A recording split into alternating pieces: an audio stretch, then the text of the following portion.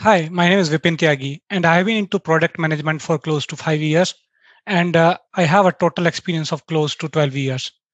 Currently, I'm a senior product manager with Amazon, and previously worked with OpenText, Saskin, and one of the global defense company in India. My product management journey revolves around the B2B space, and so my expertise. I help the multiple companies launch the multiple products in my career. Today, I'm going to talk about new product introduction in B2B space. And I want to share the nuggets, what helped for me during the launch of these products in my previous companies. So high level agenda for today is to talk about the new product life cycle. When I say the new product life cycle, it covers your product discovery phase, definition of MVP, validation through the customer, strategy when you are going to build to the scale, launch planning, and ultimately measuring the success of your product. If I have to divide this complete product lifecycle into multiple phases, so first one would be the product discovery. When you are going to launch a new product or going to build a new product, you have to identify a market, you have to identify a problem, and then you are going to build a solution to solve that problem. That is all a part of product discovery. Once you identify a market or you have a chunk of problems available, then you move into defining MVP, validate that MVP through your customers. With a successful MVP comes to the build for scale. Now is the time to take your MVP or your product to the larger audiences in the market. You build and then you launch, ultimately measure the success of that product. In the upcoming slides, I'm going to dive deep into each of those. The first phase is product discovery. Discovery by definition means you don't know the answer when you start. This is the famous quote by Ed Catmull. So as a product manager, your key inputs to the discovery process is to start with the research. Research, primary research and secondary research to identify an idea and a market to build a product. The objective of discovery process is to find an opportunity, to identify what are the pain points, what are the problems, and let's say if your product is solving those problems, so what are the gains or the benefit to the customer. And once you are going to build that product, so before that what you need to understand how the technology is evolving, what are the changes in the technology coming in. Then second thing is build around your strength. So there are two kind of companies. One is already in the business having a one or multiple products launched and they have a core strength. Second are the companies, they are building from the scratch, they are launching their first product. So for the existing companies, this is one of the framework given by HBR, managing the innovation portfolio. So you have a core. It can be the, I would say that, let's say if you are an embedded company, then you are embedded is a core. Then in embedded, you have the specific areas. It may be a smartphone, it may be automotive, or it may be into the satellites. Now you want to extend your portfolio of products. So you can add the incremental products to that. Let's say if you are a company expertise with embedded in smartphones, you can move into automotive. From automotive embedded to, you can get into automotive for the cloud-based solutions, the connected vehicle or the infotainment systems. So idea is always around build around that core. One of the example what I have today is Garmin. Garmin is one of the leading GPS provider globally. And with the emergence of iPhone in the market, that GPS business took a big hit because iPhone had the maps, it had the GPS, so it was providing a better customer experience.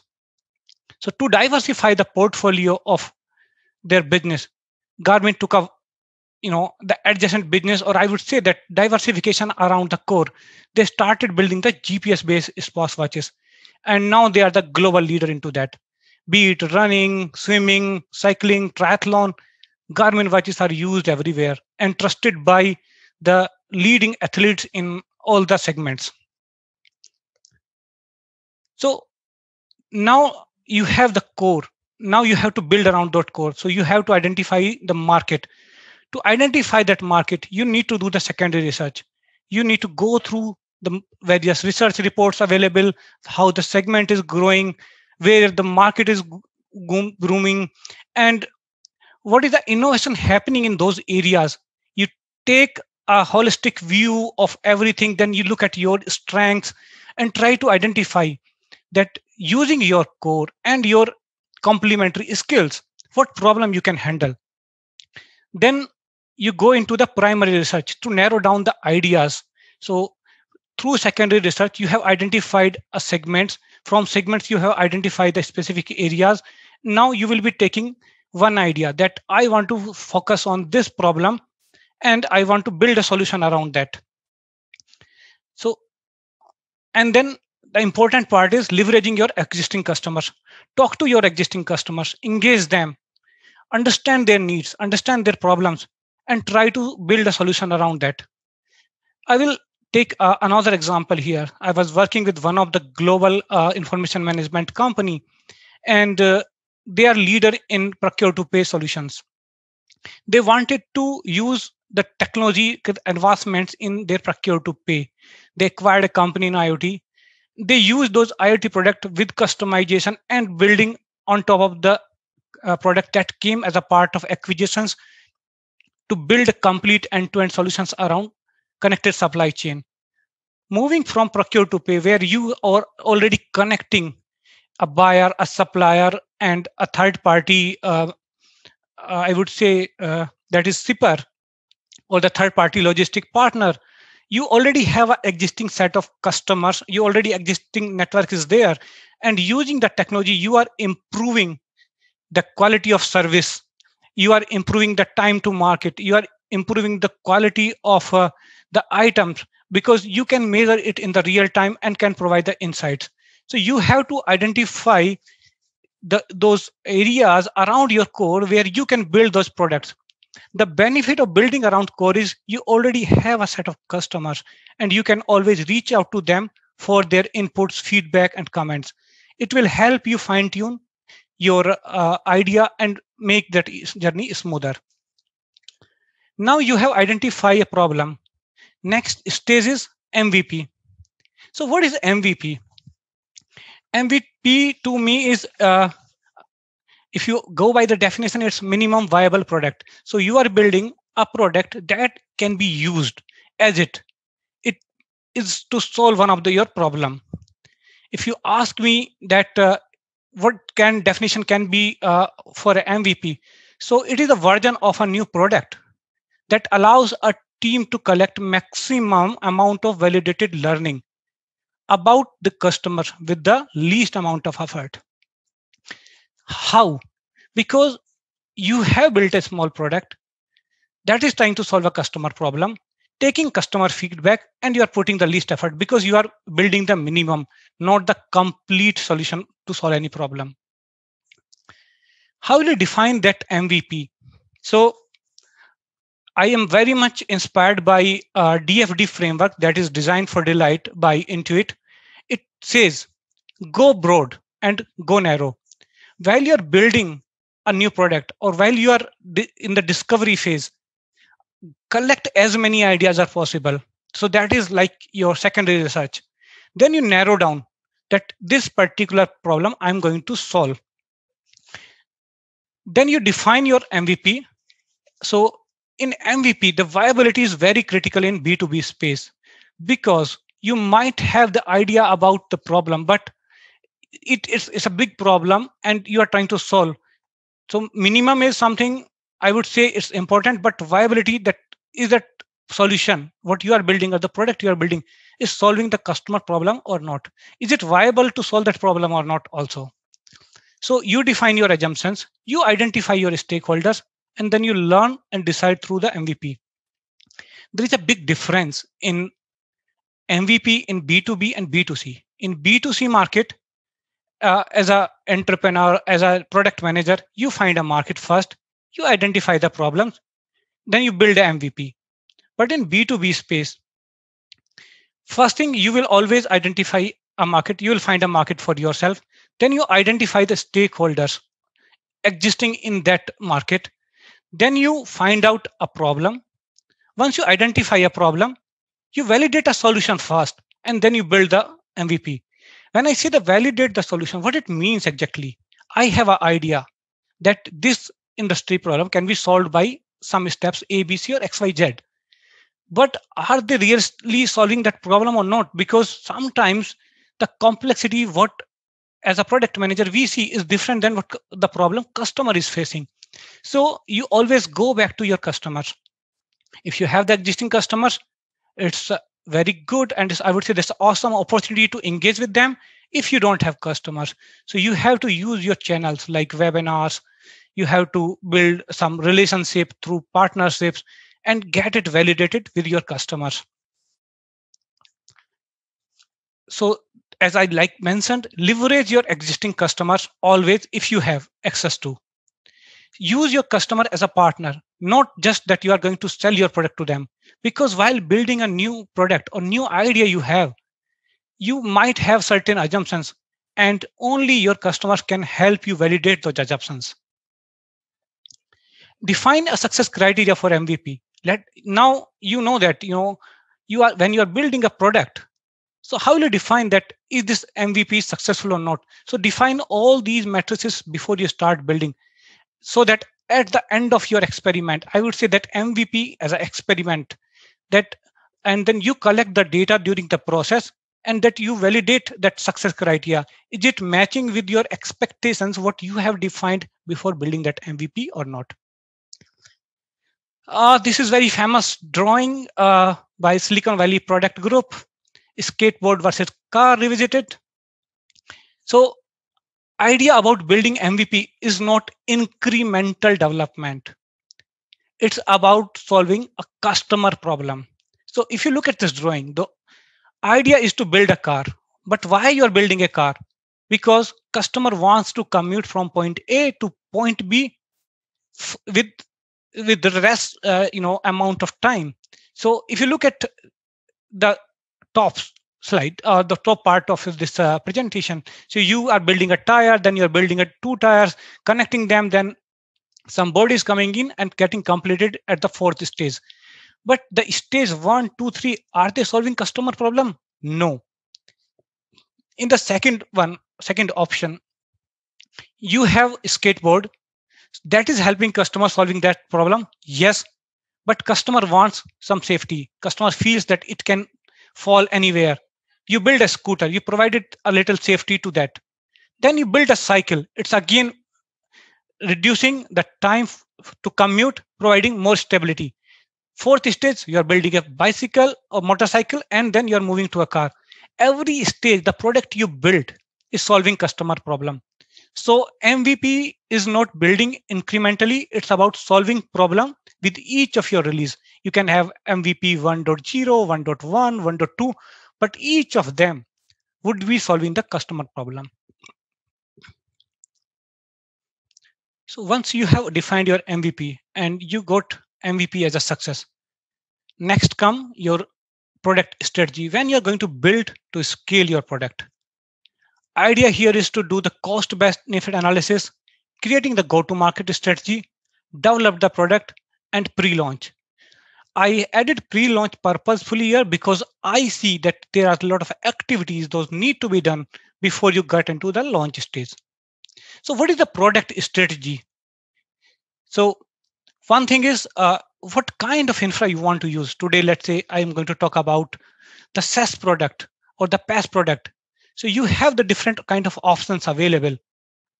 What is the trade-off here? Trade-off is cost versus performance versus time to market. So you create a matrix for yourself that while building a product, you want to create a SaaS product, you want to create a PaaS, or you want to use the existing components of various cloud service providers. So today you have Azure, you have AWS, you have the Google Cloud Platform. So those guys provides the different components, or sometimes you will see that end-to-end solution is available there. You have to just integrate different components. As a part of your product strategy, you just want to integrate those products, or you want to customize as per your MVP or the product definition what you created after the successful MVP. Keeping those trade-offs into mind, you decide on that. The second one comes, are you going to build the open source product or using some proprietary components? Difference is again the performance. The open source component are available for most of the purposes. So if you look at again the cloud platform, I would say you have the Apache libraries available, and those are equivalent to the AWS or the Azure components, but you have to integrate. You have to fine tune the performance as per your purpose. Then another critical decision here is, are you going to build the end-to-end solution or the piecemeal with some partnerships?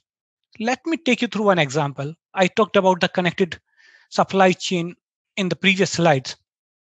So if I talk about this connected supply chain, so you have the three main stakeholders. So you have third-party logistic provider, you have a supplier, and then you have a buyer. Buyer placed the order, then seller is selling that product and dispatching it to the buyer. During this journey, this third party logistic provider, if we are integrating that IoT component into that, so you need to fix multiple sensors, you need to build a cloud solution, and your sensors are communicating to your cloud platform through hardware. You need some connectivity provider, and then the real-time data is available in the cloud. You are doing that analysis and sending those insights to the buyer of the product. How many stakeholders are there? In this journey, I added one more, that carrier provider or the connectivity provider. So while you're building this end-to-end solution, you have to identify that based on my core competency, based on my area of interest, what problem I should solve and where I should leverage the existing solutions, that is hardware, the connectivity provider, and others. So you need to build those partnerships while you are building a solution. Next important decision here is pricing. You want to sell it like a one-time license fee, subscription, or pay-per-use. Again, the way you have planned for your revenue, you have to decide on pricing based on your investments, based on your management. I would say the approvals come with the business plan. So whatever the planning you have done, so you have to get into that mode, that how you want to recover that money what you have invested, and what will be the ROI to the management, because that is one of the key metrics tracked by the leadership team. Then you get into pre-launch showcase. So communication is very, very important here. You start creating the buzz before the actual launch. You start publishing your product into the events, into the social media, and creating a buzz around that, the features you are building. There are two kind of, I would say, the growth exists in the market today. One is the product-led growth. You have a solid product and it's growing through its features. Second is marketing-led growth. In marketing-led growth, you are building some product, taking it to marketing through the market, and then you're getting that feedback back into your product and improving on it. And this second criteria, where this is marketing-led growth, it helps you when there's a lot of uncertainty around your product. It happens in case of the new technologies because the adoption is very low, and you have to find out the buyers of your product. Then this valuable feedback I talked about coming into your product. So it will help you prioritizing your effort and resources to focus on the, I would say, that meaningful features, rather than you go and you build around something that is not going to work in the market. This is one of the key part of your product strategy, innovation adoption lifecycle. I was talking about the buzz, the feedback part. Who will give you that feedback? For that, we need to go to understand different kind of users in the market. So if you divide the market into various kind of users, so you have the innovators. Innovators are technology enthusiasts. They are risk taker. They are willing to take a bet on your half big idea or whatever the product you are building to understand and to use it. So while you are building a product, you have to chase them. You have to grab them. You have to understand what they need. Are they willing to adopt your technology or not? Because those innovators are very high risk takers. They are ready to take your technology at higher cost, even if they fail, because they feel that this technology can change the world. Then comes the early adopters. Those are visionaries. Those are the thought leaders. And these guys are part of early market. They're ready to take the ideas when they have references, and the references will come from innovators. So they are always looking at the companies those are taking those risks in the technological area, and see that if, let's say, x number of companies has adopted the technology, they are ready to take that. What is the benefit of chasing them is they have, I would say, that huge presence. From 2.5% as an innovator, you are getting into a zone where you have the 13.5% early adopters as a part of pre-market. Those guys are the, I would say, the champions of your product, and they will beat the drums around those technology and will take it to the other customers. And here comes the chasm. There's a big gap from the early adopters to early majority. The early majority are the pragmatics. They are willing to take the ideas, those has been proven ideas, but still in the early market stage.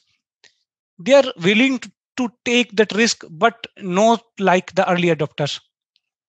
So jumping from early adopter or the pre-market to the early majority is a big jump.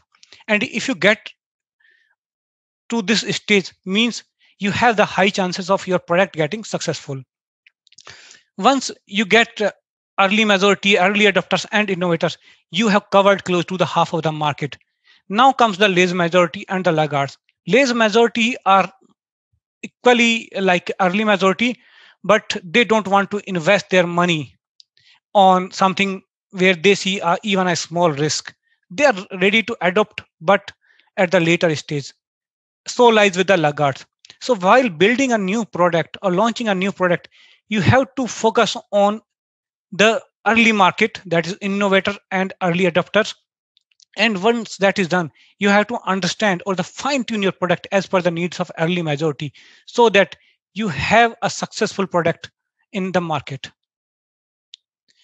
So this was the part of your product strategy. Moving next is your product launch. Before that, I wanted to showcase you the product canvas. This is the lean canvas. And while you're building your product strategy, this lean canvas or the product canvas give you end-to-end view of what you are building. So now you have already identified problems. You know that what top features are you going to build. What is the USP of your product? What is the advantage to the customer if customer is using your product? Then you identify the what metrics you are going to measure. Then the channels are nothing. It's like how will you take your product to the market? So you do the marketing campaign, you do directly reach out to your existing customers, you do pitch through consortiums, or you have the different channels available. During this product canvas, you also identify your target customers as a segment or as a named customer. Then you define your cost structure. What is the software development cost, customization, sales marketing efforts, overhead, hardware, sensors.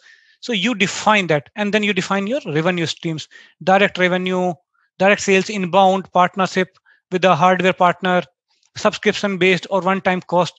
So this product canvas is typically used for the leadership and for one page of to your sales and marketing, so that they can create a communication around your product, because you are talking about problem solutions, USP, and your target customers.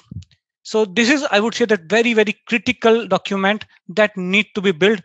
And in many of the companies, management asks the product canvas to be built before the approval only.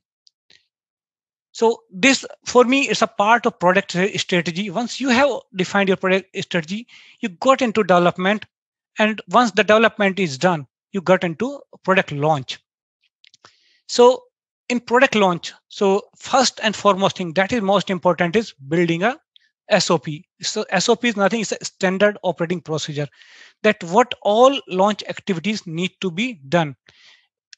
The product what you have built, is it solving all the identified features or the vision of the product or not? If the test or the QA has been done, or the product marketing collaterals have been completed, training to sales and customer team, the customer support team has been done or not? So you have that SOP available where you tick that all the required or prerequisite to the product launch has been completed or not.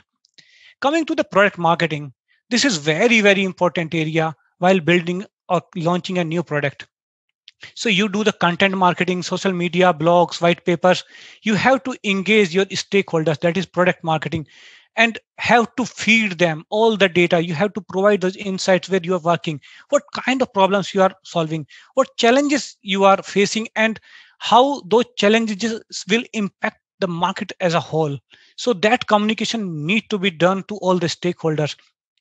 You go and you attend different seminars, webinars, then you provide insights about your product. You beat the drums around your product, that this problem I'm solving, and take that feedback. So we talked about this feedback even in that MVP stage. So every stage when you are building a new product, get the feedback, socialize with the customers, partner with the customers, and then build around that. In marketing, positioning and the brand building is very important, because your first launch, you have created a buzz in the market and your first launch is coming, everyone is waiting. If something goes bad, you have to even work on that. That let's say my feature X is not working, or there's some issue with the product what I have launched. How will you work on that communication to the market? What message you are giving in that case? So you have to work on both positive and the negative scenarios. You have to create those templates so that at last minute you are not struggling with the result of the launch or the outcome of that launch. I talked about the sales enablement, the demos, trainings, etc. And documentation to sales and support is very important. uh, in my previous organization, so this gap was missing, like what we were building was not communicated to the sales and solution consultants continuously. First thing what I did, get into dive deep into that, understood the problems, and we made them part of our development process. Every quarter when we are releasing, we are giving the demo to them, taking their feedback. Those sales and solution consultant teams are your first customers. So take always them in confidence, take their feedback, because these are the guys who are in the field. These are the guys who are talking to the end customer day in, day out. They are reading the technology, they are trying to understand the customer problems.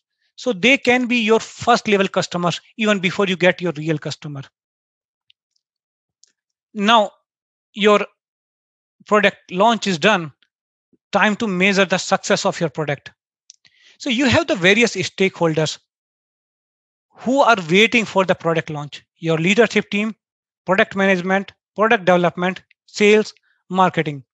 Beyond that, you have other stakeholders also. I didn't touch upon those. Those are legal, finance, HR. Because while you're building a product, you need to work with the legal team for all the legalities with different geographies related to the data privacy, etc., etc. Finance team is going to fund you. HR team need like you need to recruit different skills, so they will be helping you. Marketing for communication. So coming to the success part, but those stakeholders, I would say that might not be directly interested in the metrics what you are measuring, but leadership, you as a product manager, product development, sales and marketing are directly impacting. So you need to define those smart goals. Smart goals, like first is specific and measurable. So while you're creating that product canvas, we talked about the revenue structure. That revenue structure gives you a glimpse of that how you will be generating that revenue. So for that, you need to create a plan that, let's say my target is to get 10 million USD in 1 year after my launch. And now your leadership team would be tracking that metrics. For them, what matters is what is my quarterly revenue, what is my 6 month revenue, and what is my yearly revenue coming in.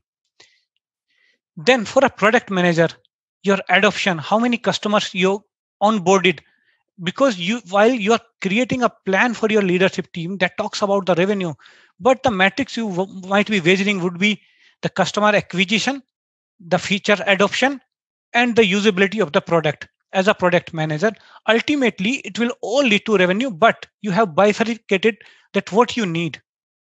For product development team, the metrics can be how many bugs they are getting, how many tickets got raised. So they might have defined a metrics to measure that. That is something you would not be bothering, but you need to bother. The reason is that, let's say if too many bugs are coming, it will take a toll on your roadmap, what you have created for a year, for 2 years, and beyond that. Because the product development team will always be busy in reducing the tech depth, those bugs coming in. Then you have the sales team. Sales team would be again working on the customer acquisition and the revenue. For marketing, it would be that, let's say I have sent 100 communications to various customers. What are the leads I generated through this product? Is this product creating enough interest in the mind of customers or not? If not, then what feedback I'm getting from the customers? Is there any feedback I can pass on to the product manager? So you have to take the feedback from all the stakeholders while you are working on your smart goals. So we talked about that specific and measurable goal, 10 million revenue in a year. Then you have the actionable, that if, let's say, that goal is not meeting, what action you can take? How can you improve the performance of your product? If some tweaking is required in some feature, then what is going to be that? How will you analyze those parts? So you need to define a clear path in your customer journey mapping, that while a customer is using my product, and what all features they are using, if they are not using certain features, what is the reason for that, where they're dropping it out. So you have to work on those and then create those actionable plan here. Your goals also need to be relevant, that it is solving the problem faced by business, or it's completely out of the line. When I say out of the line, let's say you created a product to reduce or reduce the wastages through the connected supply chain, but whatever the insights you are providing, those are not helping the end customer at all. And let's say it's a perishable goods getting transported from point A to point B, and those are like getting bad or spoiled during this transportation, means something is wrong with your solution. So that relevancy part, have you built the right solution or not? Although you have already validated it to the customer, but again you need to look at the relevancy with respect to the business problem what you have identified. And all goals always need to be time bound. A product manager should never stick to the product. When I say what it means, let's say I have built an awesome product, but it's not meeting the goals defined. So that time bound thing will help me in that measurement. Let's say my goal was to acquire 10 customers in 1 quarter, then 20 customers in 2 quarters. And let's say by the end of the year, I wanted to have some 100 customers, but I could acquire, let's say, only 20 or 30, or let's say 50. So it's differing too much from my goal. Then I do that all the analysis that why all this is happening, and I see a big gap. So should I continue investing in that product, or should I just dump it? So that is the decision what you need to take many a times. So for that, what matters is all the goals need to be time bound. If product is not working, it's not helping, then you may have to dump, and be ready to do that. As a product manager, you will not stick to any idea or any product. If the performance is there, if it's working as per the plan, it's all good. You can always work to improvise your product, but at certain point of time, you may have to kill a product. So that is something you need to be ready to face off. So that's about the today's presentation, and this is these are some of the nuggets what I used during my journey as a product manager in last close to 5 years, and those had helped me improving as a product manager, help the organization in building the right products for the market, getting the desired revenue, and getting the desired brand in the market. uh, Thanks for attending this webinar, and if you have any question, feel free to reach out to me at the LinkedIn link given below. Thank you very much.